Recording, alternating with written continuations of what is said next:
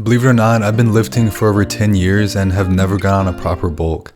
Yeah, my weight has gone up and down throughout the years, but the thing is, when you're constantly chronically dieting, your metabolism slows down to such an extent that when you go back to eating a normal amount of food, you actually start gaining weight. And so rather than keeping that weight off that you lost, right, you start gaining that weight back, and then you have to go on these yo-yo diets where you lose weight and then you gain it back, and then you lose weight and then you gain it back again, just to maintain a normal body fat percentage. But with all this chronic dieting, I just wanted to be able to, have a flat stomach and maybe even be able to flex on people at the beach. But more than anything, I wanted the confidence that comes with, having a good physique, because especially for someone like myself who loves to eat food, who loves to eat sweets, brownies, pizza, ice cream, so on and so forth, it takes a lot of discipline to be able to master those weaknesses and to turn them into strength. And so I knew that if I was able to do that, I would be able to have that confidence bleed into all other areas of my life.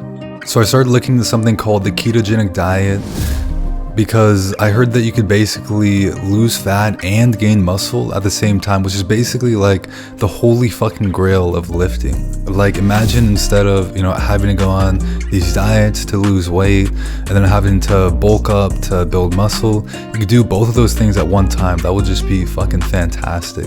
So I tried out this diet and I noticed that there were some positive benefits, such as I had a lot of mental clarity, I had basically no hunger, but I noticed that my gym performance started to crash. Without the carbohydrates, I just couldn't perform like I normally did. And so I was super upset because I thought that this would finally be the magic diet that solved all my problems. But now I was back at square one. I knew that I couldn't keep up yo-yo dieting, but I wasn't really sure where I should go next. And that's when I came across the method. So many people immediately go on a cut trying to get abs without ever really building themselves up first. So it's like, what the fuck are you cutting down to?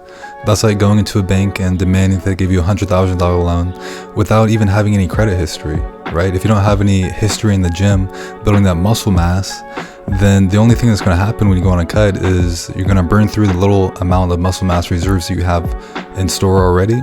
And then you're going to end up being skinny fat, the worst type of physique that you could ever hope for. So rather than focusing on the cut, you just need to focus on the yoke. So it's got me thinking, what if I just need to take one step back in order to take 2 steps forward? I've been able to make some decent progress while chronic dieting, but this came with its own issues, right? Like low testosterone, reduced ability to recover, elevated stress levels because I was, chronically underfed. But if I was able to achieve this type of physique under these terrible muscle building conditions, imagine what I could achieve if I actually went on a proper bulk. Not only would this give my body the energy it needed to build muscle, this would also set the foundation to actually have, proper hormone levels. And so this is when I said fuck it, and I finally went on a proper bulk after 10 fucking years into my lifting career. But this wasn't just any pussy ass bulk, right? This was a bulk that was 10 years in the fucking making. And so over the weeks and months, I slowly increased my calorie intake as I hit weight plateaus until I was eating 5,000 calories every single day. And when you get to this elite level of food intake, eating as much food as entire African villages in a single day, you can just be out here eating pussy ass fucking chicken, broccoli, rice, sweet potatoes, because those foods are way too filling. They have way too much volume. And so if you tried eating that amount of calories, only consuming those foods, your stomach would probably fucking explode, right? So what I did is, once I hit my protein intake, that's when I took my fucking leash off my fucking neck and I started eating all the foods basically you're not supposed to eat, right? I was eating pizza, brownies, ice cream, chocolate. It was amazing. So as I began eating more food, I began, having more energy, being more optimistic, and it just felt great overall. Sometimes I would even hit the gym twice per day, hitting lower body in the morning and then upper body at night. And my recovery was just fantastic because I was just fueling my body with all the nutrients that it needed for once in my, entire lifting career to be able to actually build muscle mass. So not only was I making massive improvements in my lifts, I was also making massive improvements on the scale. And by the time it was over, I had gained 40 fucking pounds without becoming an overly fat piece of shit like I thought I would be. Now, of course, that 40 pounds, it wasn't all muscle mass, right? But even if it was only 15 pounds of muscle mass and then 15 pounds of fat and 10 pounds of water weight, that's still a significant amount of muscle mass gain. Like, imagine going into the store and buying 16 1-pound Newark ribeye steaks and then adding those muscle masses onto your own body. Like, that's a significant amount of muscle mass. But to be honest, none of this would have even been possible until I made the decision to break from my fitness influencer programming that was telling me, oh, I need to stay lean year round, because to be honest, that's only a game that a fake natty can play.